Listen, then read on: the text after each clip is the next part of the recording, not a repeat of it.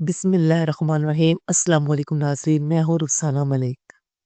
ناظرین کرام، بھارتی فضائیہ کی مشکوک نقل و حرکت پاکستان کی سرحد کے قریب دیکھی جا رہی ہیں۔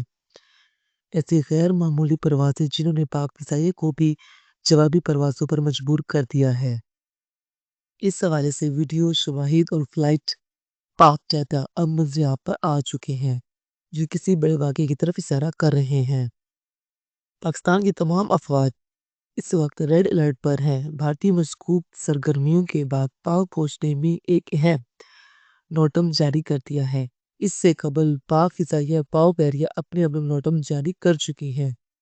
اب پاک فوج کا نوٹم ظاہر کرتا ہے کہ معاملہ انتہائی حساس نوعیت اختیار کر چکا ہے اور بھارت کی ممکنہ جارحیت کے امکانات میں اضافہ ہو گیا ہے۔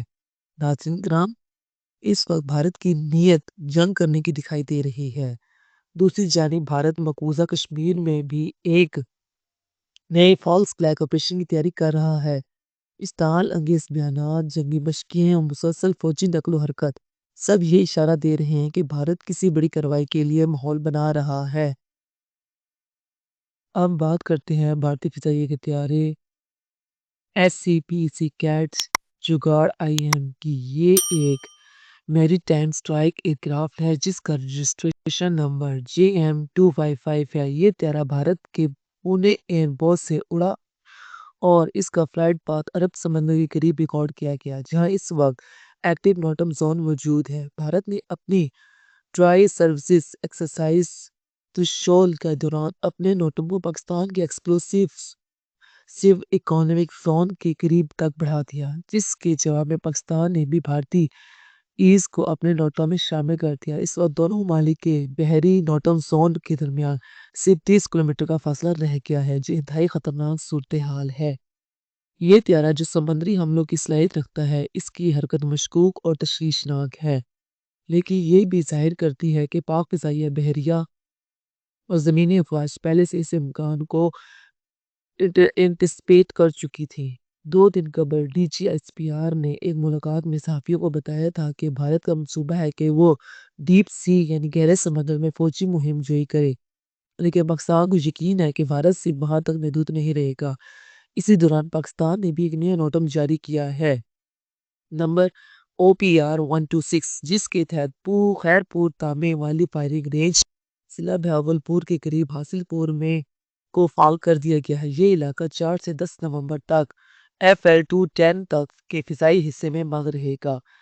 یہ نوٹم واضح پیغام ہے کہ پاکستان کا منصوبہ ہے کہ وہ ڈیپ سی یعنی گہرے سمندر میں فوجی مہم جوئی کرے، لیکن پاکستان کو یقین ہے کہ بھارت صرف وہاں تک محدود نہیں رہے گا۔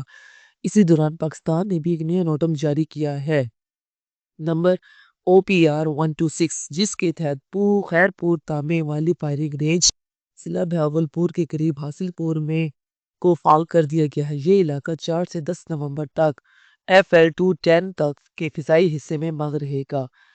یہ نوٹم واضح پیغام ہے کہ پاکستان نہ صرف دفاعی طور پر بلکہ جوابی کارروائی کے لیے بھی پوری طرح تیار ہے۔ پاکستان نے اپنے plan A، plan B، plan C تک کی تیاری مکمل کر لی ہے کہ اگر بھارت کسی مخصوص آپریشن پر جائے گا تو اس کو فوری اور بھرپور جواب دیا جائے گا۔ اب آتے ہیں ایک اور اہم نکتے پر۔ پاک فضائیہ اور بھارتی فضائیہ کی پروازوں کی موجودہ نقل و حرکت۔ مختلف ویڈیوز اور فلائٹ پاتھ ریکارڈز کے مطابق بھارتی طیارے جموں و کشمیر کے علاقوں میں سرگرم ہیں، جبکہ پاک فضائیہ نے بھی اپنی جوابی پروازیں فعال کر دی ہیں۔ بھارتی ہیلی کاپٹرز امرتسر کے قریب پروازیں کر رہے ہیں، جبکہ پاکستان کی جانب سے لاہور، سرگودا اور دیگر بیسز سے طیارے فضا میں اڑ چکے ہیں۔